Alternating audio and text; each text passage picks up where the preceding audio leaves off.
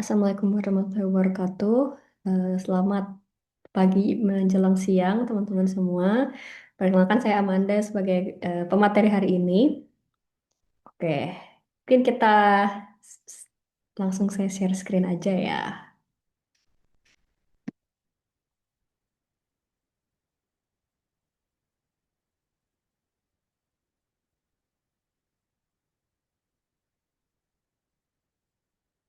Oke, screen saya udah terlihat? Sudah ya? Oke. Mungkin tadi udah sedikit di survei nih sama Aulia. Sebelum kita masuk materi, saya pengen tahu dong teman-teman atau mungkin Bapak Ibu dari kampus mana atau dari daerah mana dan jurusannya apa? Jurusannya aja deh boleh. Mungkin ada yang dari biologi, bioteknologi, ada beberapa dari bioinformatika mungkin silakan ditulis di kolom chat. Kimia, oke.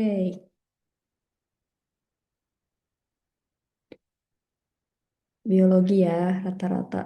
Bioteknologi.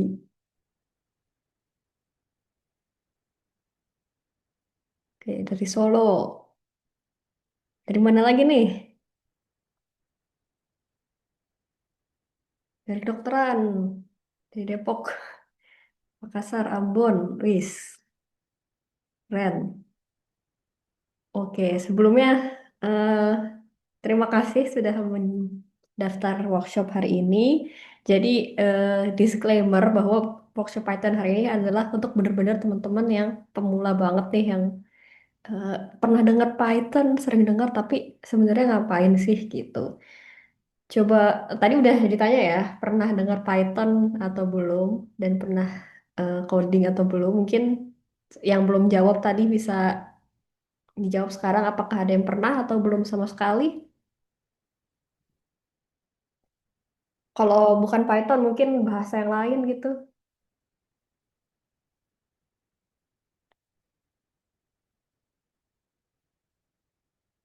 Belum. Oke. Yang lain gimana? Pernah dengar tapi belum pernah pakai. Pernah ngambil kebiasaan PMK tapi masih belum paham. Oke. Pakai R. Ya, berarti ikut BRSP kita nih yang pakai R. Pakai R. Oke. Jadi sebelum kita mulai ke materi, ini kita tes dulu kemampuan teman-teman di pretest.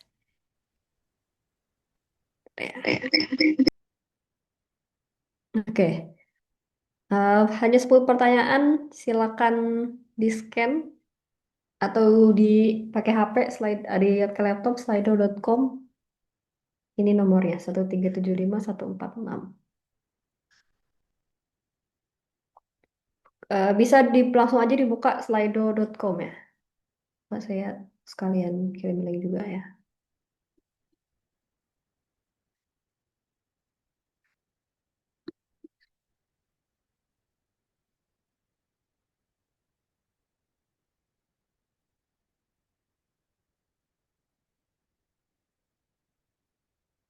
Oke, linknya juga udah ada di grup chat.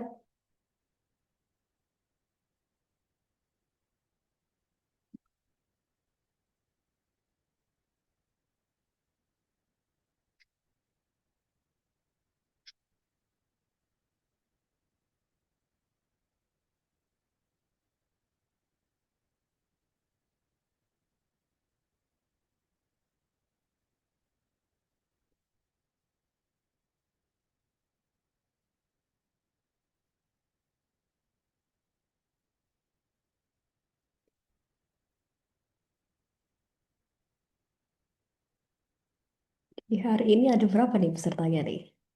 44. Oke.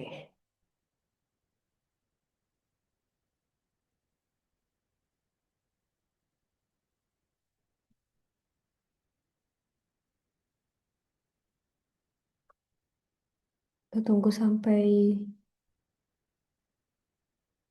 40 orang mungkin ya.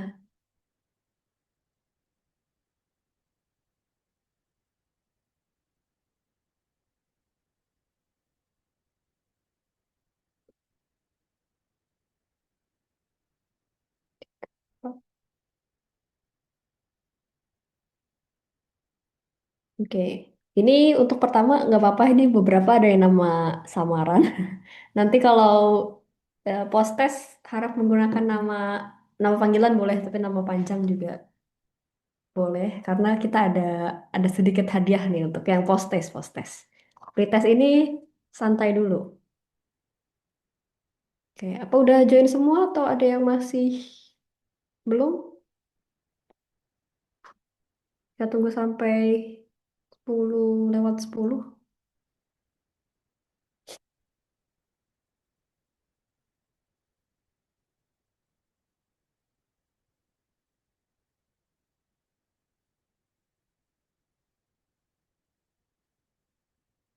Tunggu 1 menit lagi ya.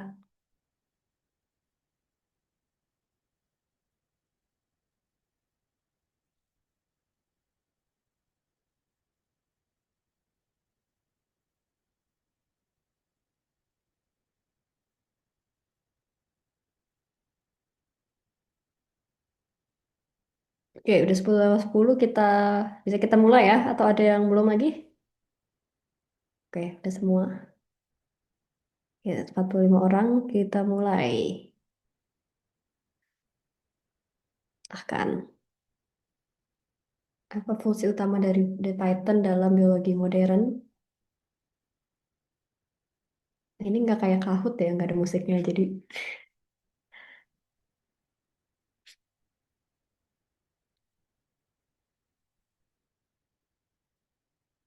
ini diwaktuin juga. Jadi ya, oke.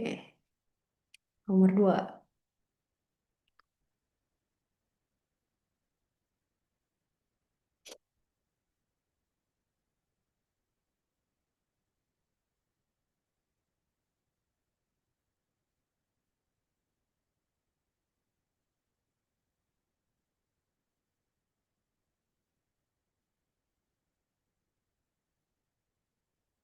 Oke, DNA sequence paling banyak.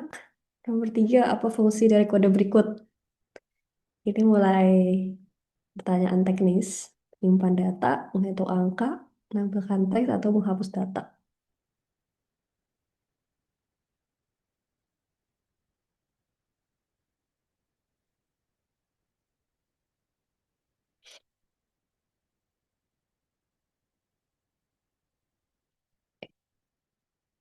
Nomor 4, manakah contoh variabel yang benar?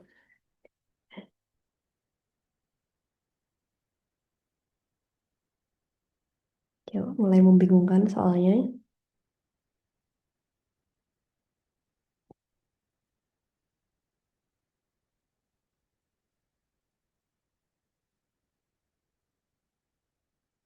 Paling banyak, oke.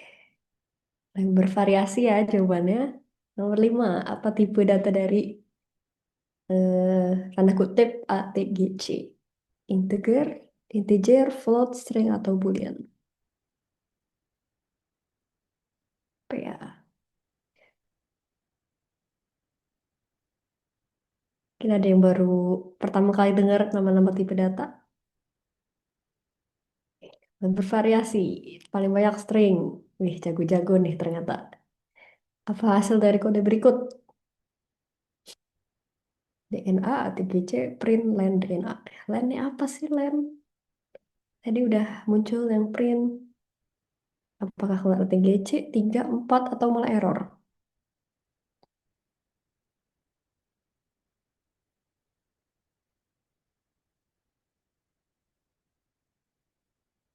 Oke, selain bervariasi jawabannya. Karena nomor 7, apa fungsi dari titik count? A, ada string DNA.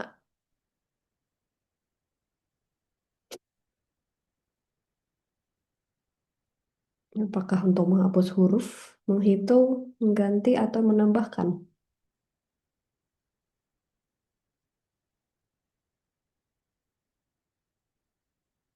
Paling banyak menghitung. Sekarang nomor 8, apa output dari kode berikut? A sama dengan 5, B sama dengan 3. Kalau di print A tambah B, maka hasilnya.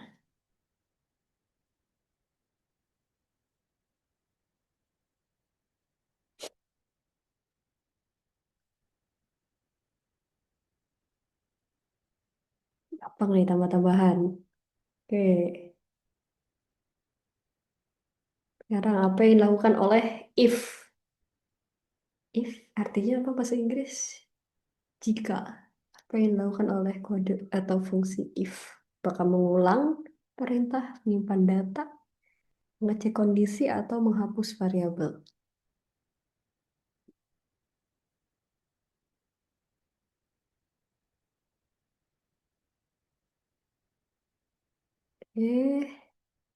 Sekarang nomor terakhir, apa tujuan dari program berikut? Ada kata-kata print, DNA, count.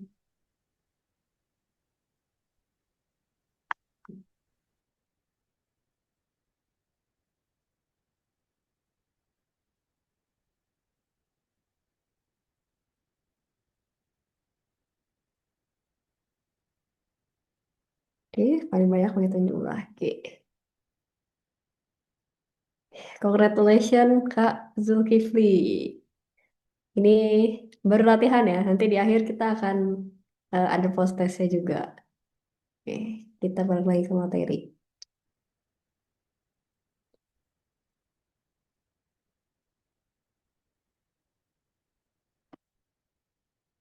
Oke, gimana nih tesnya? Apakah susah atau membingungkan atau kayaknya udah banyak yang bener semua?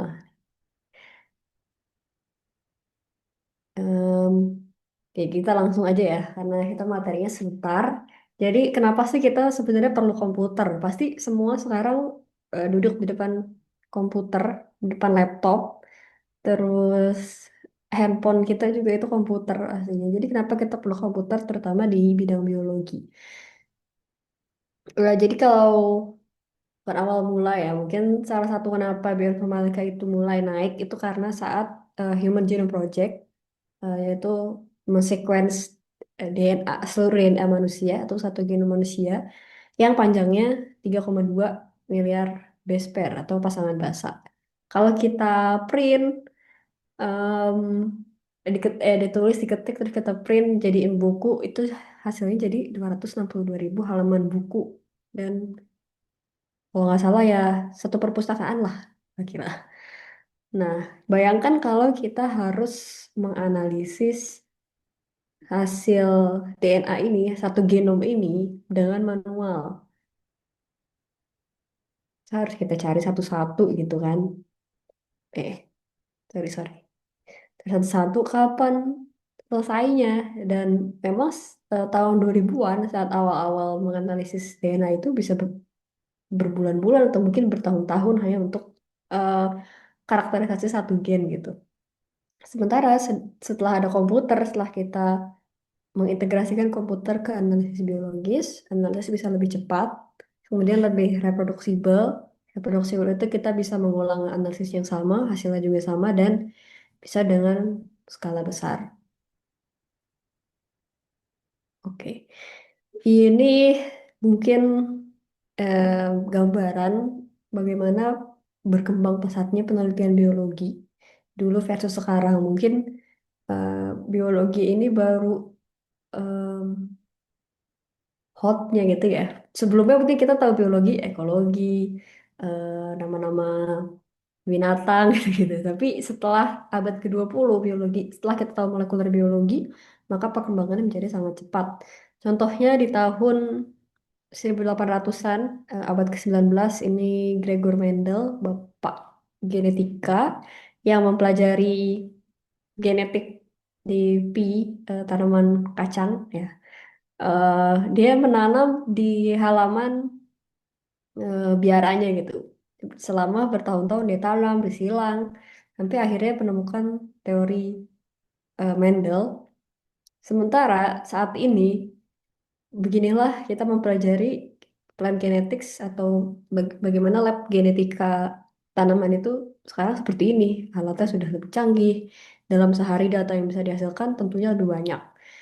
Kalau di fisika ini fisika kimia J.J. Thomson yang teori Thomson ini mempelajari struktur atom dan inilah fasilitas yang dimiliki untuk kita mempelajari struktur atom saat ini. Dan tentunya ada integrasi web. plus dry lab. Wet lab ini teman-teman yang di laboratorium. Ini contohnya Laboratorium Genomics di RIT, salah satu universitas di Amerika. Dan inilah eh, fasilitas komputer yang eh, mereka miliki gitu, di namanya Frontier Oak Ridge National Laboratory. Ini komputer ya, ini CPU-nya, bayangkan ya sudah tidak terhitung lah berapa RAM dan GPU-nya gitu. Oke. Kemudian ada contoh data-data biologis. Ini saya ambil dari konsep 5V Big Data. Jadi mungkin teman-teman udah familiar dengan kata-kata Big Data sebelumnya. Jadi ya Big Data, data yang sangat besar. Besarnya dalam arti apa? Yang pertama volume. Kalau kita cari data genom itu em, ya rata-rata berapa giga gitu ya. Kalau di laptop tuh udah langsung menemukan laptop banget. Kemudian ada juga data RNA sequence, ini data transcriptomics, kemudian data proteomics, velocity, data yang dihasilkan dan dianalisis itu cepat. Jadi misalkan saat wabah itu kan dia cepat sekali. Kalau kita ingat waktu COVID, setiap hari itu ada data-data baru yang dihasilkan. Terus variety ini adalah beragam format.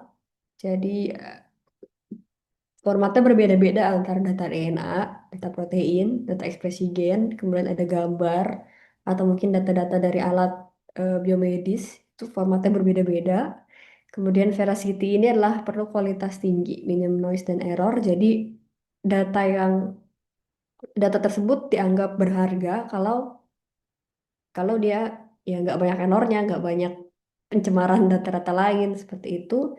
Dan yang terakhir tentunya value atau harga. Jadi data yang kita miliki ini bisa menghasilkan insight, contohnya penemuan biomarker atau penemuan obat baru dan memahami suatu penyakit. Oke, mungkin ini gambaran yang bisa disebut data biologis itu apa? Itu dari level molekuler seperti ini. Ini kalau nggak salah mungkin data mutasi ya, atau SNP, terus masuk ke level seluler di dalam sel, sampai ke level tisu, jaringan. Ini ini gambar ibaratnya gambar ekosistem gitu, level ekosistem, dan kemudian ini data epidemiologi juga termasuk data biologis. Jadi dia bisa dikaitkan dengan data biologis. Oke, mungkin teman-teman banyak yang sudah familiar dengan NIH, NCBI, National Center for Biotechnology Information. Ini semua, kalau kita mau cari data biologis dan apa aja sih contohnya, coba aja buka NCBI, terus buka all database, ini belum belum tampil semua, tapi inilah data-data biologis yang kita miliki.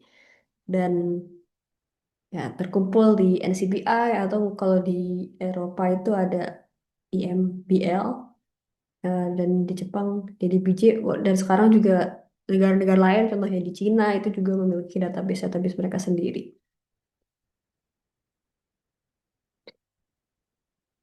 Oke.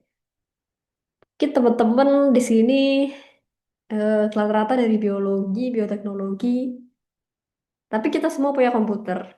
Tapi mungkin pernah kebayang nggak sih gimana cara kerja komputer? Kita teman-teman yang sekarang di sekolah atau di kuliah sudah belajar komputer ya gitu. Walaupun kalau saya yang kena kurikulum 2013 tuh dihapus TIK, tapi saya yakin teman-teman sedikitnya tahu lah gimana sih cara kerja komputer. Ini ada sedikit animasi supaya lebih menarik gitu. Kita tonton sama-sama. Sebentar. Ini suaranya masuk nggak ya?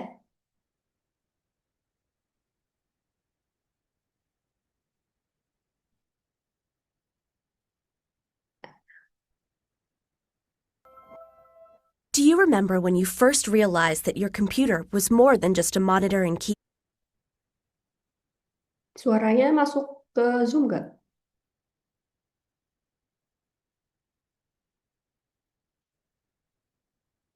Masuk Kak. Masuk ya? Kita ulang.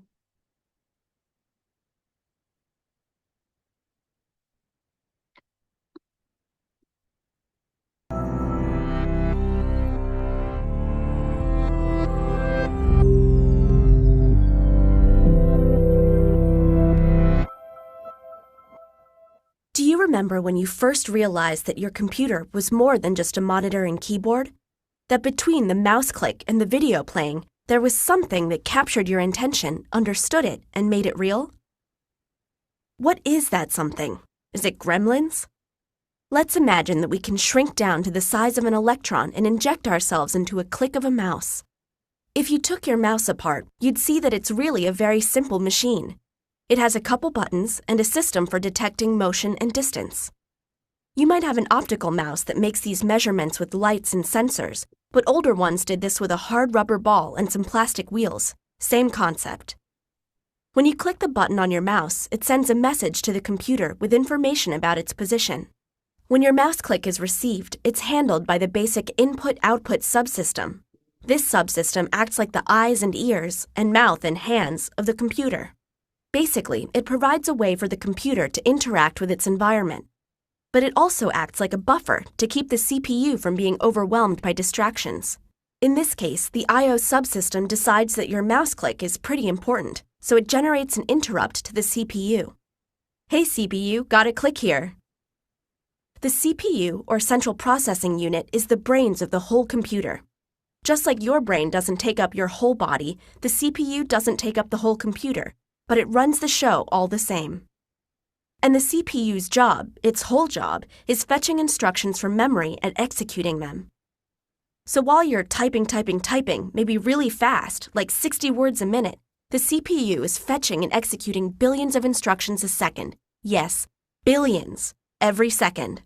Instructions to move your mouse around on the screen, to run that clock widget on your desktop, play your internet radio, manage the files you're editing on the hard drive, and much, much more.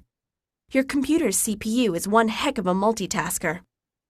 But oh my gosh, there's a very important mouse click coming through now. Let's drop everything now and deal with that. There are programs for everything that the CPU does. A special program for the mouse, for the clock widget, for the internet radio, and for dealing with letters sent by the keyboard. Each program was initially written by a human in a human-readable programming language like Java, C++, or Python. But human programs take up a lot of space and contain a lot of unnecessary information to a computer, so they're compiled and made smaller and stored in bits of ones and zeros in memory. The CPU realizes that it needs instructions for how to deal with this mouse click, so it looks up the address for the mouse program and sends a request to the memory subsystem for instructions stored there. Each instruction in the mouse device driver is duly fetched and executed. And that's not nearly the end of the story. Because the CPU learns that the mouse was clicked when the cursor was over a picture of a button on the monitor screen, and so the CPU asks memory for the monitor program to find out what that button is. And then the CPU has to ask memory for the program for the button, which means that the CPU needs the monitor program again to show the video associated with the button, and so it goes. And let's just say that there are a lot of programs involved before you even see the button on the screen light up when you clicked it. So just the simple task of clicking your mouse means visiting all of the critical components of your computer's architecture. Peripherals, the basic input-output system, the CPU, programs, and memory, and not one gremlin.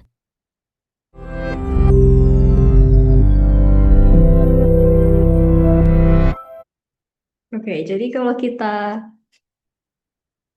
simpulkan di video ini, pertama dalam komputer kita ada apa? Ada CPU, processing unit, kemudian ada memori, sekarang kita sebut RAM, terus ada namanya program.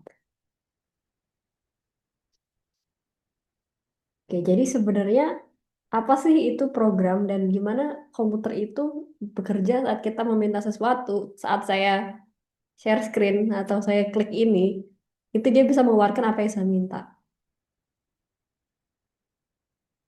Oke, jadi sederhana. Komputer itu mungkin teman-teman sekarang semua pakai AI, Artificial Intelligence, Computational Intelligence. Sebenarnya enggak. Artificial itu benar, intelligence itu kalau menurut ahli-ahlinya katanya komputer itu enggak intelligence gitu. Komputer itu sangat eh, dia disuruh apa, ya dia jawab gitu. Jadi hanya ada input, kemudian processing, sebagian processing mungkin masuk ke storage, jadi output. Contohnya, saya sekarang klik next, maka dia akan terproses, lalu keluar outputnya adalah slide selanjutnya, begitu. Jadi komputer itu sangat sederhana, apa yang kita input, dia proses, kalau dia butuh storage, dia masukkan storage, lalu keluar outputnya yang kita inginkan. Terkadang output dari komputer ini bukan yang kita inginkan. Kenapa sih dia nggak kita suruh A yang keluar B? Kenapa kayak gitu? Tentunya ada proses di dalamnya, karena dia itu nggak pinter-pinter amat gitu. Kadang dia nggak ngerti, "Hah, kita salah spasi aja dia nggak ngerti di kita tuh ngomong apa sih sebenarnya gitu." Karena dari tadi program yang kita jalankan itu diubah menjadi binary code, jadi cuma 10 10 10 10 aja dalam komputer gitu. Nah, ini adalah satu animasi contoh apa itu program di animation versus coding. Ini 9 menit, jadi kita santai dulu ya, kita nonton dulu. Jadi kenapa sih yang kalau kita mungkin kalau teman-teman belum pernah coding tapi pernah merasakan error, misalkan Word nggak mau dibuka, ada yang nggak mau di save, terus apalagi ya kalau error tuh. Em, Tiba-tiba dia berubah sendiri, komputernya tiba-tiba mati. Nah, itulah kenapa terjadinya error.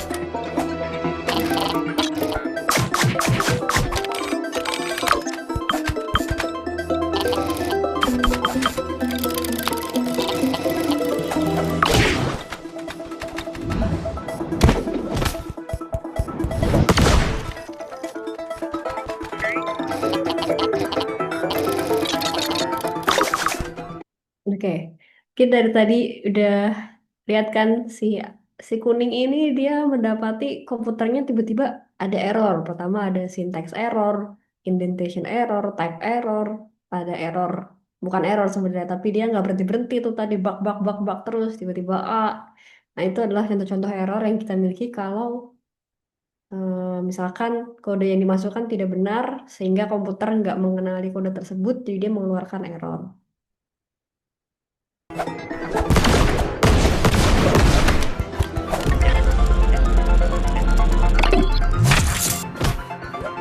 Oke, jadi salah satu fungsi di Python yaitu turtle.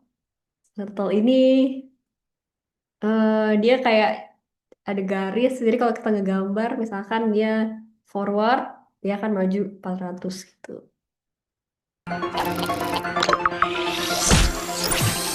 Nah, atas.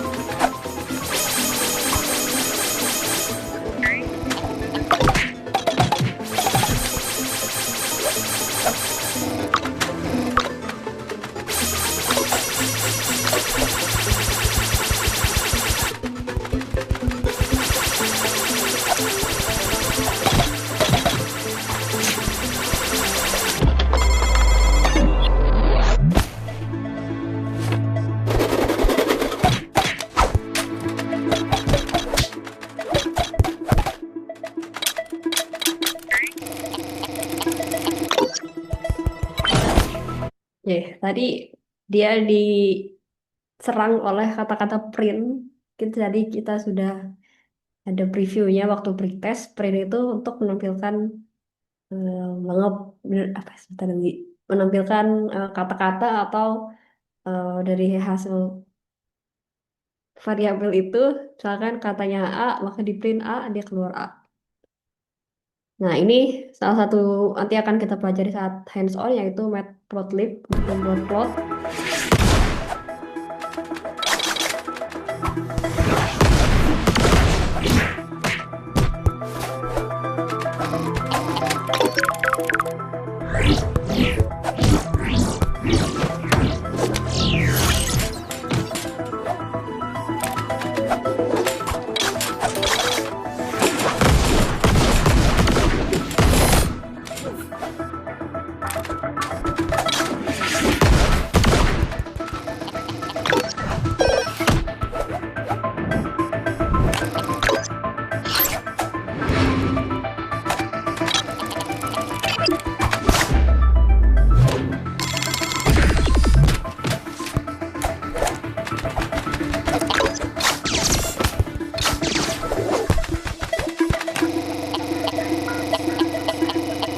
Ini salah satu library untuk buat game Python.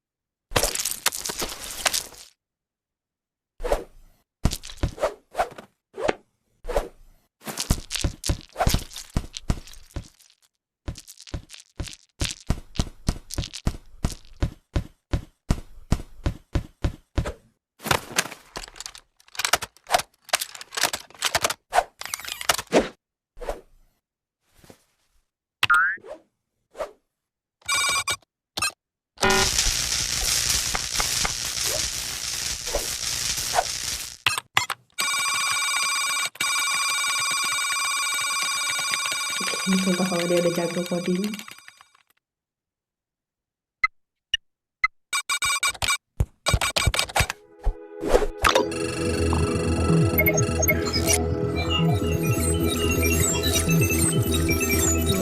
Gambaran memori.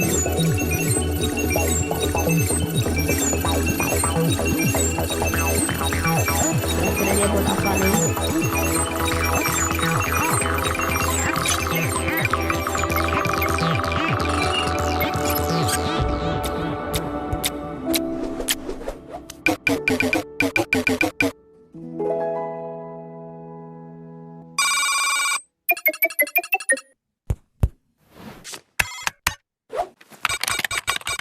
Hey guys, it's Alan. I hope you enjoyed. Oke, jadi animasi ini menggambarkan apa saja yang kita bisa lakukan dengan pemrograman. Karena semua yang ada di komputer kita adalah sebuah program dan pasti ada orang yang membuat program tersebut. Tenang aja, dia nggak bakal menyerang kita seperti di animasi ini. Tapi ya kalau error paling bikin stres aja gitu. Oke, jadi apa itu program? Program ini adalah instruksi untuk komputer.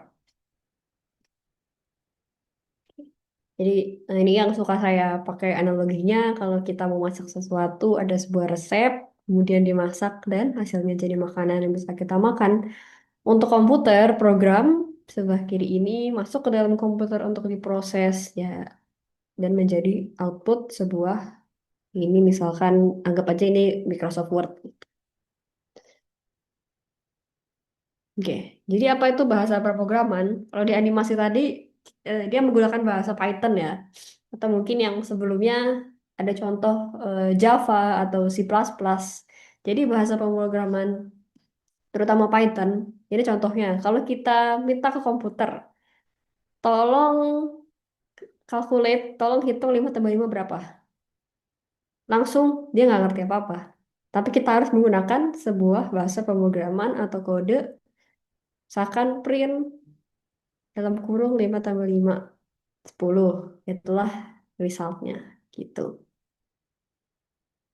Jadi,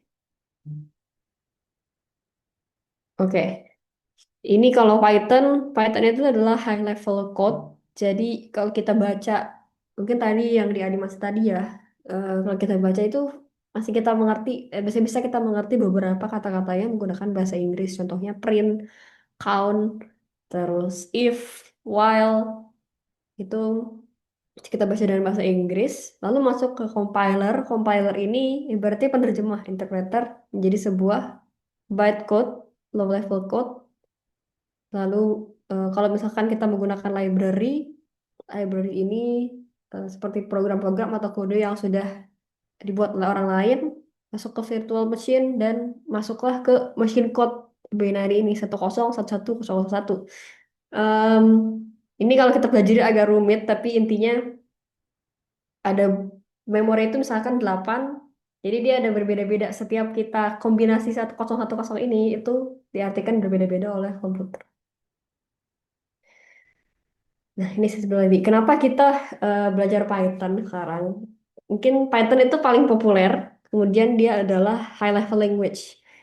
Jadi kalau natural language, kalau kita pakai AI itu dia sudah mengenali natural language. Jadi kita bisa menggunakan bahasa manusia, bahasa Inggris, bahasa Indonesia, dia udah mengerti. Bahkan kadang kalau kita ngomong pakai slang di chat GPT, woi tolong tolong hitung ini dong, dia udah bisa gitu. Itulah natural language.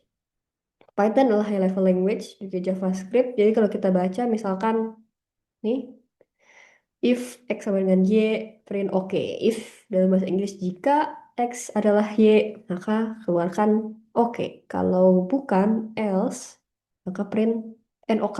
Apa tuh? Not. Not. Kemudian di bawah lagi ada low level language. Ini kita tidak mengerti dia sebenarnya ngomong apa sih gitu. C adalah salah satu low level language. Kemudian machine language itu adalah binary 1 0 dan seterusnya. Oke, kenapa kita belajar Python? Python itu high in demand, jadi kebanyakan saat ini kalau perusahaan menggunakan Python, program menggunakan Python, dan sebagai mahasiswa yang belajar juga belajarnya Python gitu. Kemudian dia powerful tapi dia simple. Jadi kalau di Python kita hanya butuh 2 baris, kalau kita pakai C++ bisa 1 halaman gitu. Jadi Python lebih simple. Everything dan everywhere ini semua dari automation robot, web, gaming, data science pakai Python, termasuk bioinformatika pakai Python. Terus huge community, udah banyak tutorial, blog, library, dan project yang ada. Jadi ini juga nanti di modul sudah saya set, em, saya yang saya base-nya gitu. Jadi tutorial saya ikuti untuk membuat modul dan saya letakkan di situ. Terus di YouTube semua free, jadi kalau mau belajar sendiri bisa juga. Dan Python juga dipakai untuk training AI. Oke, ini adalah contoh penggunaan Python. Mungkin teman-teman udah familiar dengan yang namanya Galaxy. Eh, untuk analisis bioinformatika, Galaxy ini dia open source. Kemudian dia kalau kita nggak ngerti komputer sama sekali, kita bisa menggunakan Galaxy. Ada macam-macam, dari analisis genomik, analisis transkriptomik, ada analisis apa lagi ya, microbiomics. Em, ada juga di situ dan dia menggunakan Python. Jadi ini kalau kita buka GitHub-nya bisa dilihat di sini top language-nya adalah Python. Oke, dan Python juga ada BioPython. Ini adalah library. Tadi library itu kode yang ibaratnya kalau kita mau mm, membuat satu resep makanan gitu, kita mengambil instruksi-instruksi orang lain. Jadi nggak mulai dari awal. Kadang misalkan orang lain sudah punya resep, em, cara memotong, cara merebus telur yang benar, maka kita ambil media tutorialnya, kita masukkan ke resep kita gitu. Jadi salah satu contoh penggunaan Python, methods for degenerated codons. Jadi dia mencari apa nih? Kapan kodon itu terdegenerasi ya? Oke. Dan inilah penggunaan Python terutama mungkin di ini papernya tentang biomolecules and drug design. Jadi di bidang biokimia ada toksikologi, kemudian prediksi metabolik.